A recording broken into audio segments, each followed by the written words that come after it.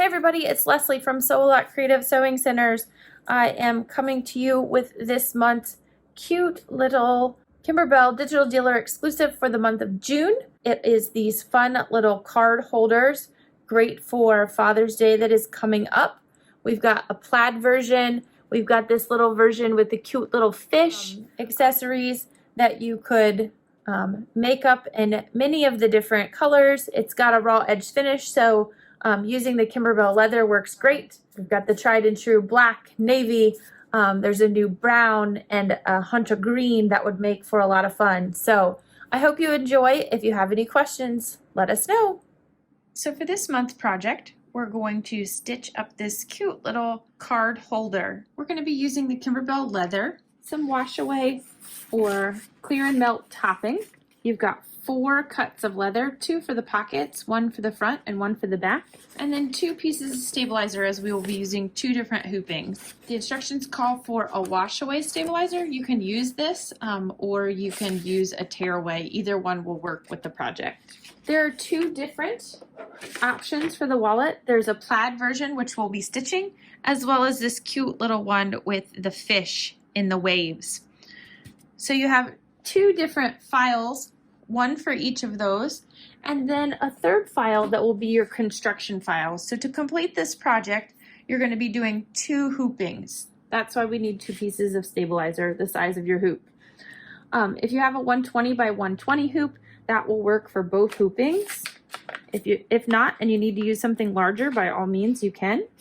You're just going to go ahead and hoop your stabilizer. Again, they're using wash away in the instructions. That's what I used on my first one, but you could also use tear away, which is what I'm using here. Just going to hoop this up and we're going to take it to the machine. So before we start stitching, a couple things to point out. One, I like to use a 75 or a 70 embroidery needle when doing a project like this. They're tiny little stitches that are close together, so I don't want really big holes from a larger needle. So I put in a 70 embroidery needle. So if you've got a 70 or a 75, either one, that would be great. The other thing to think about is this is going to be the final stitch when we attach the back to the front part with all of our pockets in our second set of hoopings. This stitch here that goes all the way around the edges is what attaches everything together.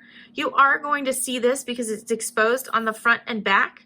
So before we do that very last stitch on embroidery design part 2, you're going to want to make sure that your bobbin thread and top thread match for that outer edge, whatever color you choose.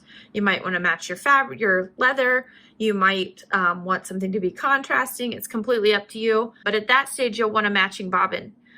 With that being said, if you are afraid you're going to forget that part and you want to go ahead and choose that color now and put the matching bobbin in, you can use it throughout the project. It's not going to make any difference. It's not going to show on anything else. So that's what I'm going to do. I'm going to just go ahead and put my bobbin thread that I'm going to use for my finishing stitch so I don't have to stop and change that bobbin out. So now that I have the design called up, I have part 1 or part A, that is the plaid, because I'm going to stitch that one out this time for us.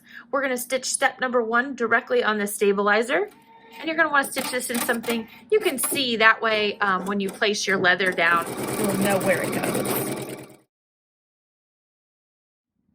And we're going to place our pocket, so one of our smaller 2 pieces of leather. We're going to center this top and bottom, right and left, over that line. And we're going to cover it up with our topper. And then I'm going to tape this in place to keep it from shifting. Once that's all done, it's going to tack down this first part of the pocket. So depending on thread color, you can, again, match this to your background. So you could use whatever color leather you're using, or if you wanted this to be part of your pattern, you can choose one of your colors.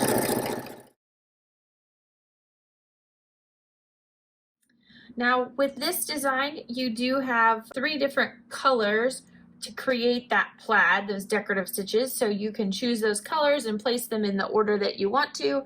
If you're stitching out the little fish design, this is all done in 1 color, so that at this point you would pick your color for this and start stitching. I'm going to leave this color in because it's going to be one of my plaids. or one of my lines. At this point now, with your decorative stitching on the top of your first pocket, you are all ready to remove this from the hoop. We're gonna take away the excess wash away topper. We're gonna trim down the top about 1/4 of an inch, and then we will pull away our stabilizer. So let's get that done. So I'm just gonna loosen my hoop screw, pull any excess tape away. I'm gonna remove any of this excess topper. Just kind of pulls away. You can pull out these big chunks that are in here. I like to use a straight pin or something with a point. Just get that started. Pull out those big chunks. If you're using a melt away topper, you could take your iron, hover that above here and reduce the amount of topper that is on there. If you are working with the wash away topping, you can wet this or dunk it in some cool water. You don't really need to soak it, but if you just dunk it, you'll start to see that dissolve away. I always like to pull off any of the big areas that I can first. I just think it's faster. Or if you're using wash away, you can take like a wet sponge or a wet towel, and you'll notice it starts to get sticky, and you can kind of get rid of it that way. Just let that dissolve away and remove your topping. You don't have to do that right off the bat. You could do your trimming steps first if you choose to. We're only gonna trim the top part of this, so we're just gonna trim it 1/4 of an inch from that placement step. We're just gonna trim that off straight on that one side, and then you're gonna take and you're gonna remove your stabilizer, your excess stabilizer. So if you were using a wash away, again, you could dunk this all at one point, get rid of, the wash away, but before I did that, I would trim off the extra so you don't have so much to remove. And then you could dunk it and rinse it. Or like I said, if you choose to use the tear away, at this point you can just tear that stabilizer away. So you can tear that away or wash it away depending on what stabilizer you used, and you can rinse out your topper or melt it away. And we can get ready for hooping number 2. We're gonna call up design part B. That's gonna be the same for both the fish as well as the plaid. And we're gonna go ahead and hoop up our second piece of stabilizer. Again, this time I'm just using a tear away. If you prefer a wash away, you want it to go all the way, completely away, that is fine. And then I'm gonna call up design B on my machine. So once we have our pocket piece all ready to go, we've trimmed 1/4 of an inch above this top line, only the top line. And then we have pulled away or washed away or melted away our topper and removed our excess stabilizer from the back side. So you're still gonna have all of the leftover overhang from the right, left, and on the bottom. We only are trimming that top portion. We're gonna go ahead and call up our next stitch file, which is gonna be the B stitch file. We have our stabilizer loaded into our hoop. We are going to go into stitch up mode. I am going to go ahead and thread my machine that I've put in my bobbin that is gonna go around the outside edge of my finished project to make it match on the top and bottom and hold our front and back together. So once I have my thread in, I'm just gonna stitch to create the placement stitch. I'm gonna take one of my larger pieces, one of the front and back pieces, and cover up, leaving even overhang all the way around. And I'm putting this leather face up, pretty side up. And I'm gonna tape it in place to keep it from sliding. And then I'm gonna tack this in place. The next stitch is going to do a pocket placement stitch for our first pocket. So now we're gonna take our smaller piece that's left plain. So this is our pocket piece.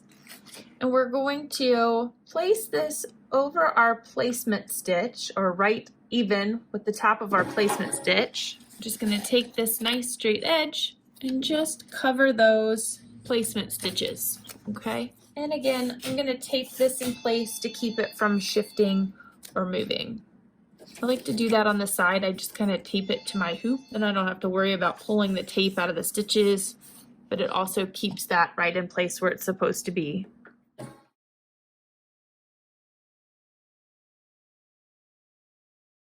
Next, we're going to stitch the pocket placement lines for our second pocket, which is going to be the one we've embroidered on in the previous hooping. Now we're going to take that pocket piece that we embroidered on the previous hooping. We have the side that we've trimmed down with our 1/4 inch, and that's the side we're going to line up with those pocket placement lines. And then we're going to tack down that second pocket. Once we have that tacked into place, I'm going to remove the hoop from the machine. I'm going to trim up some of these excess threads. And then from here, I'm going to take my back piece of leather, right side facing me, pretty side facing me on the back side of my hoop, and I'm going to cover up the whole stitch outline. And again, I'm going to tape this in place. I like to do it on the corners, keep from running over my stitches. Then I'm going to flip this back over. Now, per the instructions here, before we get stitching again, they recommend that you put a piece of tape all the way across these pockets to keep your foot from getting caught as it comes around. You could put just a piece of tape here and here on either side, like this, that you could pull away later. Or if you are stitching slowly and you just want to watch it as it goes around to make sure that you don't catch, realistically, it's going to start and go up from the bottom, so that first side isn't too much of an issue. It's as it comes back around and goes down, we want to watch and make sure our foot doesn't get caught in those pockets. So if you know you're the type of person that's going to walk away, maybe you tape it down. The other thing to remember, if you are using a FOF or Husqvarna embroidery machine, you can use your foot pedal to control the embroidery stitch. So sometimes it helps with the speed on something like this where you don't want it to get hung up. That's an option as well. Our embroidery is now finished. We're going to remove the hoop and we are going to trim this out. Once we've removed it from the hoop, we're going to trim around this inside line, which is going to be the shape of our wallet. Now, if you notice, there is going to be some of that decorative stitching, whether you use the fish design or the plaid design, outside of the trim line, which means we're going to cut through some of those stitches. To keep those from fraying, you just want to apply a little bit of fray check, about 1/8 of an inch around, all the way around this top stitching will help keep that fraying from happening. I've gone ahead and applied that here so that I let it dry so I could trim this up and show you where to trim. So we're going to start from the top of the embroidery design, and we're going to cut in through that first line up to the second, and then we're going to trim around about 1/8 of an inch. You want to use a nice sharp pair of scissors, kind of ease around those corners and down the sides. And I like to go nice and slow so I don't get a little chunk off, but if I do and I need to go back and kind of trim it up, I might take a smaller pair of scissors and go and kind of finish those edges up. But otherwise, you have stitched out your little pocket card holder. You can stick some little cash in there. Great for gift cards. Lots of fun. Now, if you use wash away and you have anything that's showing, you could wet this with a damp cloth and clean off the edges. If you use the tearaway and you didn't get something in the trimming as you trimmed it out, you can take that and just pull that tearaway out of there, but it's pretty clean and you don't really see it. The difference between the tearaway and the wash away, there might be just a little bit more thickness depending on how heavy of a tearaway. I wouldn't use anything over a medium if I was going to do it that way, but either one will work great for this project. So I hope everybody enjoyed Kimberbell Digital Dealer Exclusive Project number 6 for June, I almost said August, for June of 2023, where we made these cute little card holders. We've got the plaid, we've got the little fish. You could definitely do these up in some of the other fun colors besides navy, black. The pictures I know that you got in your instructions show brown and hunter green. There's also silver and all kinds of fun things. This plaid would make great gift card holders, not just for dads for Father's Day, but you could do it in some fun colors for a girl, make it for a baby shower, all kinds of good stuff.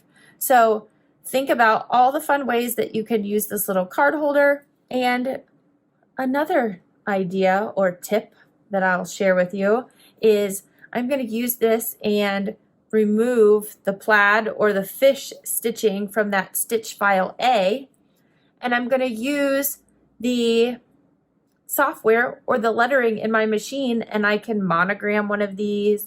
I can put happy birthday. You could create messages or put your own design for whatever reason you are giving a card with some card holders for it. So I hope you enjoyed. Remember, we are from Sew-A-Lot Creative Sewing Centers in Centerville, Ohio and Lexington, Kentucky. If you have questions, if you enjoyed the video, check out some more of them on our YouTube channel. Make sure you like it and make sure you subscribe. Thanks. Have a great day. Happy June.